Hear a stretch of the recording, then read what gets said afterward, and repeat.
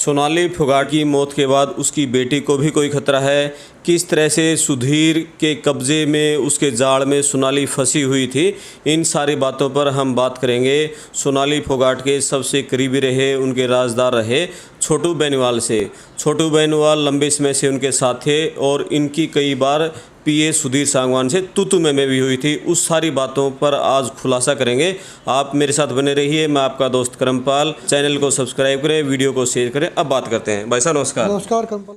जो सबसे बड़ा एक और मामला है कि जो सोनाली की बेटी है, करोड़ों की प्रॉपर्टी सोनाली छोड़ के गई है, क्या उसकी बेटी को कोई खतरा मान रहे हैं? बहुत सारे लोग इस तरह की बातें सुनने में आ रही हैं कि उसकी बेटी की भी अब खतरा रहेगा। खतरा मानना और खतरा होना अलग अलग बातें हैं। खतरा है उसको जी।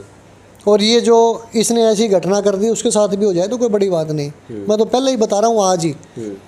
क्यों? करोड़ों की संपत्ति की अकेली मालिक रहेगी वो। मंथली इनकम भी है, सब कुछ है, फार्म हाउस है, मकान है, दुकानें हैं, फ्लैट हैं, वेयर हाउस हैं, सब कुछ है उसके पास। तो उसके पास सिर्फ जो सबसे ज़रूरी चीज़ है वो नहीं है, माँ नहीं है। उसको भाई माँ की कमी तो कोई पूरी कर नहीं सकता।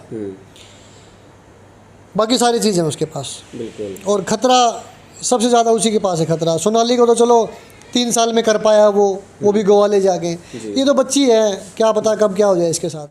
एक और सबसे बड़ा सवाल है ना, आजकल लोगों के बीच में चर्चाएं हैं। लोग यही जानना चाह रहे हैं कि सोनाली के पास कितनी संपत्ति है, क्या क्या था उसके पास है। और आप उनके करीबी रहे हैं, बड़े राजदार रहे हैं, कितनी संपत्ति सोनाली के पास होगी? आइडिया है अमूमन जो आपको पता हो? भाई एकड़ का भी नहीं बता सकता मैं, क्यों कभी उसकी ज़मीन की तरफ, घर की तरफ, दुकान की तरफ मैंने कभी देखा ही नहीं। देखा मतलब सुधीर जो चोर की जो नज़र थी ना, उस नज़र से नहीं देखा मैंने। सुधीर को पता होगा इस बात का, कहाँ कहाँ क्या क्या है। मेरे को सिर्फ जहाँ मैं गया हूँ ना वो पता है। एक तो फार्म हाउस है डंडूर में, एक उसका घर है 68 नंबर संतनगर में। दो दुकानें हैं जो सब्जी मंडी से ऊपर चढ़ते हैं, 2 दुकानें हैं। उसका रेंट आता है सोनाली के पास है ना। मैं वही बता सकता हूँ। जो गुड़गांव वाला फ्लैट है वो शायद इन्होंने अभी खरीदा था 2 या 3 महीने पहले। और वो उसका क्लियर अभी कैसे हुआ? 100% क्लियर तो नहीं हुआ वो। अभी बॉम्बे गए थे इसके भाई, इसके जीजा और रिश्तेदार। तो उसने कहा भाई हिसार वाले घर की चाबी कहाँ है?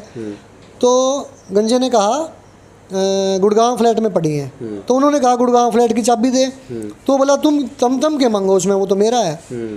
तो उस जिस आदमी के पास कुछ है ही नहीं, फ्लैट कहाँ से आ जाएगा उसके नाम? तो वो भी सोनाली के ही पैसे हैं। अगर उसने नाम करवा रखा है तो सोनाली का ही सब कुछ माल है, उसके पास तो कुछ था ही नहीं।